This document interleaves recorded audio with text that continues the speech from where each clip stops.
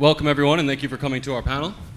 So, as it says, this is for the future of trading in NFTs. Now, we don't have much time, so we're going to get straight to it. We'll start off with introductions. My name is Jack Kochen. I'm public advisor for Aurochs. What Aurochs is doing in the space is, basically, if you use TradingView, we have TradingView for free. That involves crypto, and we have a MetaMask-like wallet that has security features as well as privacy features, while still having all EVM compatibility. And then that's pretty much it for me, so Simon. Hi, I'm Simon Grunfeld. I'm the head of Web3 for a digital bank, Cogni. We're based here in New York City. What we do is we basically are a neobank. We provide banking accounts for the unbanked. Those that are looking to set up a bank account within a few minutes, do it over their mobile phone, they get it. How does this fit into Web3? As the head of Web3, we've built out a non-custodial wallet as part of your Web2 experience. That means that now our customers not only can hold their fiat under FDIC insurance, but also have their own non-custodial wallet where they can custody crypto, NFTs, anything web-based within the same application. Hey everyone, I'm Don Gossen. I'm an engineer, subject matter expert in data and analytics. Been in Web3 for going on 7 years now. Co-founded a project called Ocean Protocol, launched that. More recently, I've been focused for the last 3.5 years on Nevermind. The thesis behind Nevermind is that the primary barrier to AI development in the future will be access to data. And so we've created tools that allow AIs to discover and access data sets, as well as give control to the data publishers or data owners to control that access, as well as enforce attribution. Hi everyone, my name is Mark Muñoz. I'm the CEO and founder of Blockdemi. Blockdemi pretty much is one of the first communities in Spanish in Mexico.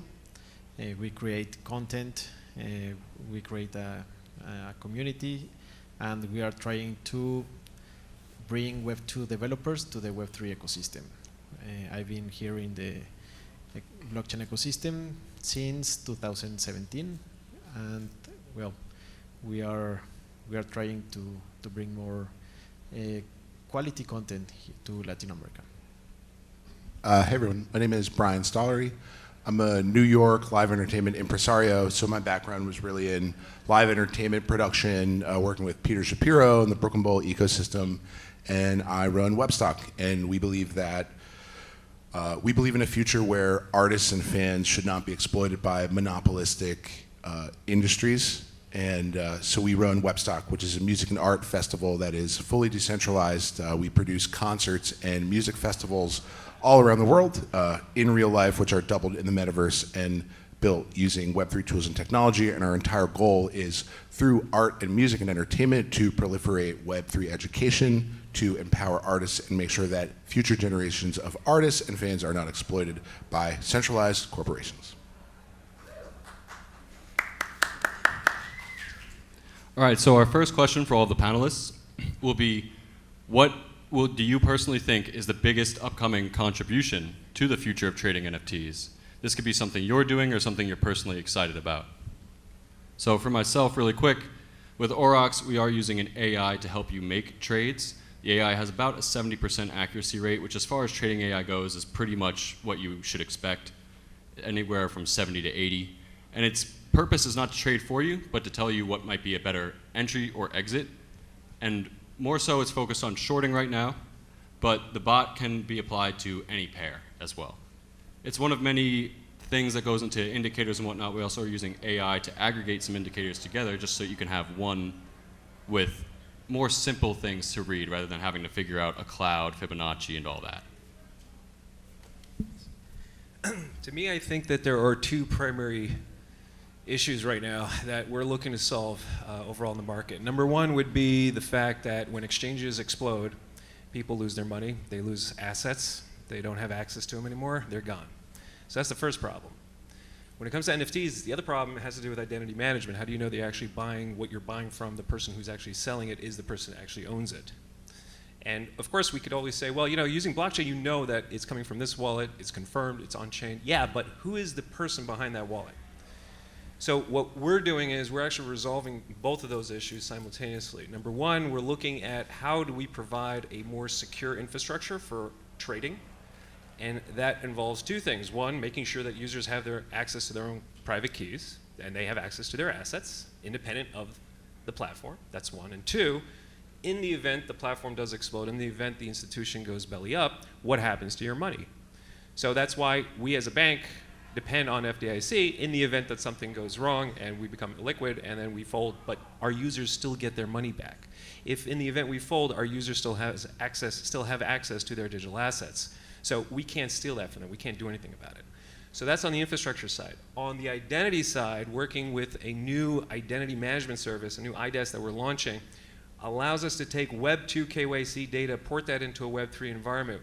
What that means is that you will soon have access, provided that the user behind grants you that access, approves that access to you. You'll be able to know without a shadow of a doubt who that individual is because it's been verified through a system that verifies the same users in order to apply for a bank account. The same kind of grade, the same security and compliance requirements to open up a bank account. That information will be available to users in order to absolutely, without any kind of doubt, know that the individual or the entity you're transacting with is in fact that individual or entity. Are we just going down the line, or? As the song says, right down the line, but I don't know. Simon, can I ask you a question? Why do I want to rely on the FDIC? So the FDIC has not let anybody, so to date, I don't know the exact number of banks that have failed. However, when banks fail, the only people that are left holding the empty bag are usually the shareholders. The creditors, the account holders are usually made whole. And that's the whole reason why there's trust in at least the FDIC and US Treasury. Overseas, I can't really take the same kind of stance. But here in the US, we can see like SVB that just went belly up.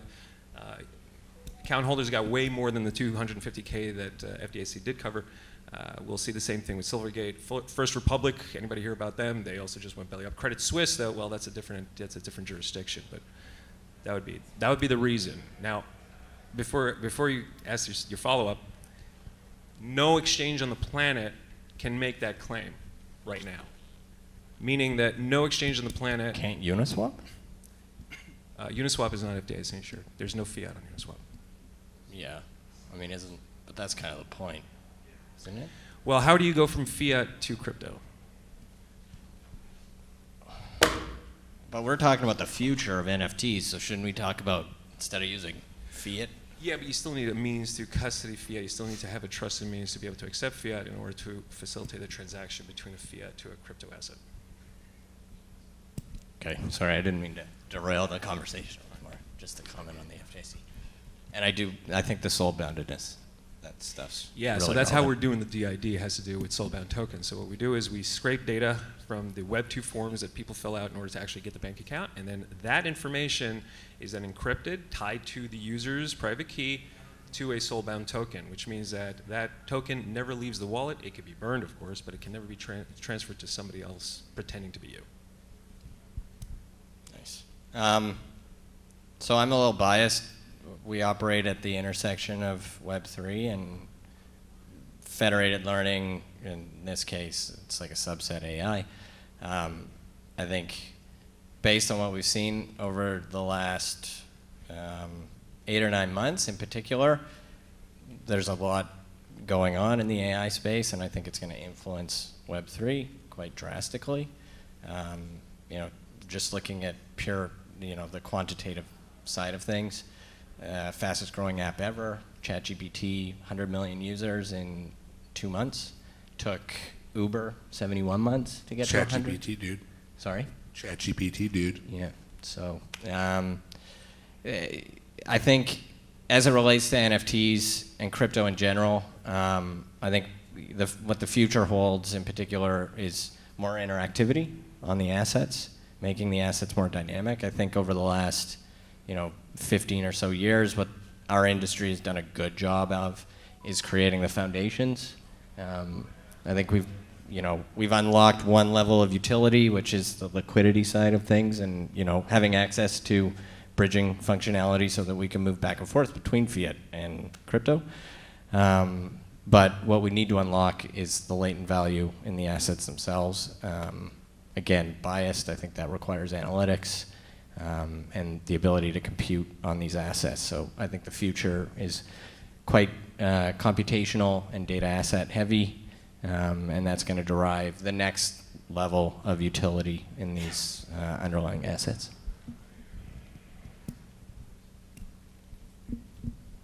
Well, what we are doing in this topic is to create content. We think that there is a lack of knowledge, at least in Latin America, because a lot of scams, a lot of projects that hurt a lot the ecosystem, and the people and the companies that are doing a good job, maybe they are going to feel when a scam or an exchange fail. So there is a lot of work to do in terms of education, and we are in that level. I do agree. I think education is definitely a big key to what's going to incentivize future trading of NFTs. I would say I believe the biggest factor that is going to influence and catalyze more trading of NFTs, I believe, is incentive alignment. I like to think of NFTs as an incentive alignment engine. You know, I first got obsessed with NFTs with the Dogecoin pop, and I was thinking, how do you harness this level of incentive alignment that's going to bring Dogecoin to the moon and actually create real businesses? I believe most average everyday consumers, unlike us, they don't really care about decentralized ledger technology. They're not auto-harvesting on Cardano. They have no idea what blockchain is or allows, and NFTs are kind of a dirty word in the larger culture. But every human being, I think, understands live music and art and entertainment. So I believe that the biggest factor that is going to drive engagement within the Web3 space is arts and entertainment and incentive alignment around using this technology to come together to achieve means. Maybe it's buying the Constitution. Maybe it's doing a Nouns DAO float at the Rose Bowl. But for us, it's producing concerts and music festivals. So I really believe that arts and entertainment are going to be a big part of what catalyzes the future of Web3. I mean, just to add to that, I think you're right. I think a big element of that is attribution, right? Especially you see like the emergence of Stability AI, Midjourney, DALL-E 2. Like, there's going to be an explosion of content. Now the question becomes, okay, what do we reward? What's worth the attention, right? And so, sorry, I keep dropping my phone. I'll just leave it on the ground. Yeah, so it's like how do you capture that attention, and how do you provide, you know, fine-grained attribution on what's being created to the point where, you know, artists aren't getting ripped off, right? Because now you've got the scenario where somebody's, you know, creating an image in the likeness of another artist, and that likeness comes from this massive set of data that's been, you know, scraped from the internet, and the artist doesn't get any proper attribution. Right, and there's also deepfakes. Like I think blockchain is one of the most important. I think one of the most important use cases is verifying deepfakes. How do you make sure a video is actually real? And also too, I actually put AI in the same bucket as Web3. So it varies, but I define Web3 as future states of the internet. So I think AI is Web3. Maybe I'm wrong.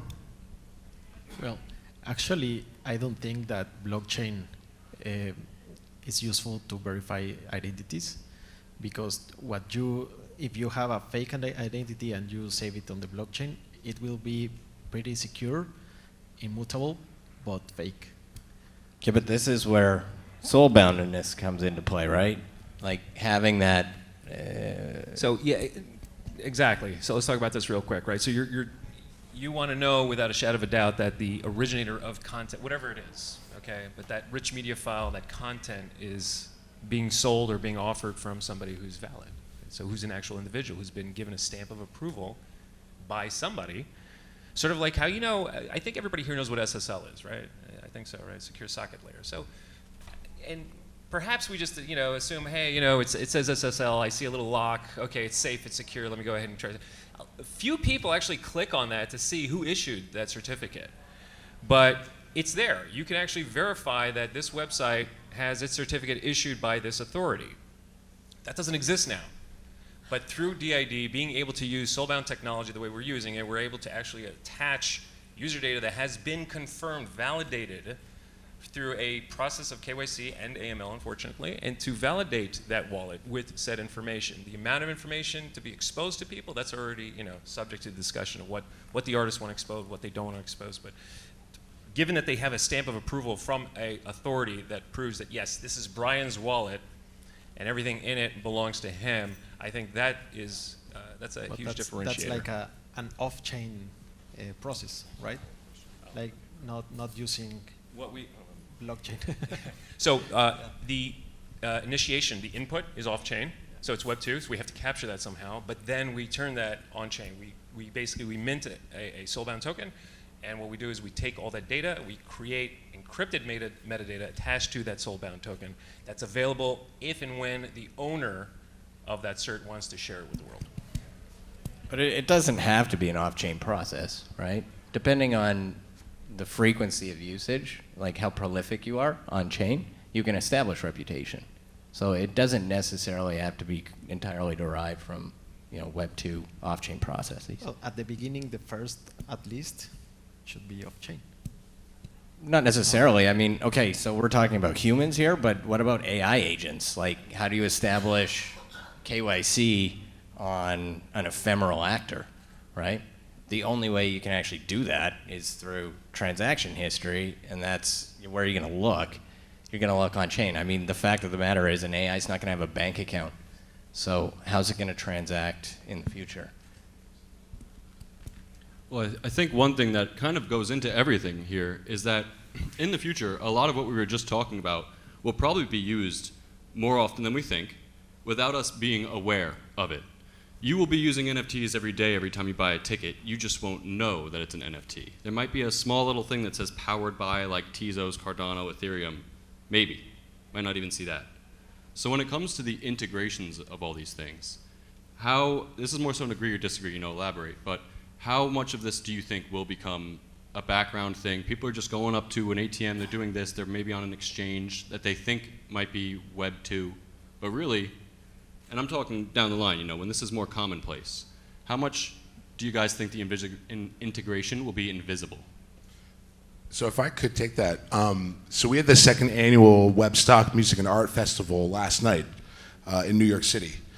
And we did about 5,000 in ticket sales at the door. We had over 30 Web3 native artists sharing one stage.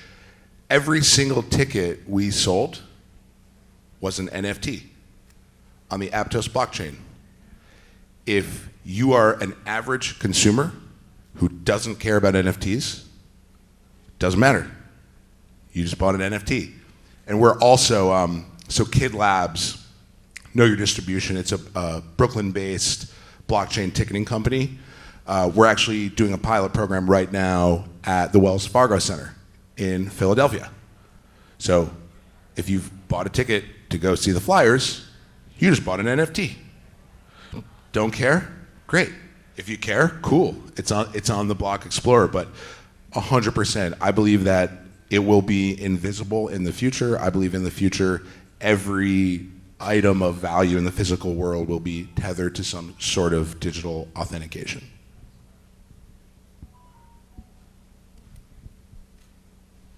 All of it will be in the background? You're right. guess it depends. From my perspective, look, it's easy to kind of say, well, let's look at other services and products that are sort of in the background. When you go to a website, do you really know who's hosting it? You know, when you get an email, do you really care or know which email service provider provided that to you? Maybe, you know, the signature is there or not, but I guess does it really matter? I don't know. I mean, there'll probably be continuous fights between the chains, the respective chains, the organizations between each one of them, kind of like, you know, trying to snub each other, or, you know, just a friendly competition, I guess. But will people really care? I guess, I don't know. It's just to be determined. I don't have an opinion on this. It might help if they do care. I mean, the last question's supposed to be like, what are the threats, right? Yeah. So if we don't care, the threat is, you know, we see it trying to manifest now, people getting kicked off their bank accounts because they may have some adjacency to crypto, that kind of crap. You know, so I don't know. So I'm Canadian, right? And in a couple winters ago, they locked people out of their bank accounts at, you know, the stroke of a pen. Doesn't really sit well. It would help if more people, you know, to what Mark's doing, work on the education, get people more aware. Fine, you may not give a shit that you bought a ticket to a Flyers game and have an NFT, but it'd be nice if you knew that, right? Yeah. Anyway. Yeah, and all the benefits that come with it being an NFT and whatnot. So yeah, really quick, we don't have too much time left, but if anyone has something to speak on the potential roadblocks coming up to this future, because, you know, there will be things that we have to get around if we want them to work properly. So. Yeah. I would say number one, other than security, which that's a whole different topic within itself, I would say that the only thing that's within our own control would be regulatory. Not increasing in regulatory, but poor regulatory. Lines of new rules and regulations that just don't make sense, that make processes more cumbersome, more difficult, and do not act on behalf of the end consumer.